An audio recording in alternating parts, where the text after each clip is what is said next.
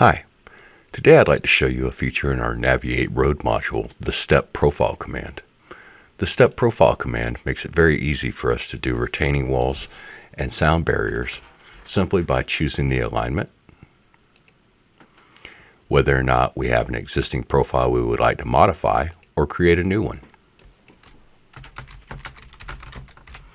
We then have the option to choose what style we would like and what elevation we'd like to start this at.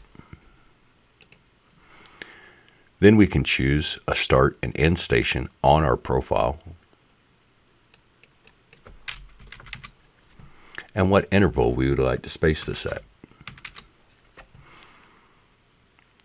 Now we can come through and make modifications. We can either select one profile to be the average and add those profiles, or we can choose another profile that we can choose from where it will pick the highest points, the lowest points, or a median average between the two. You can clearly see how easy this would be for targeting on corridors for retaining walls. Afterwards, we've gone through and labeled our profile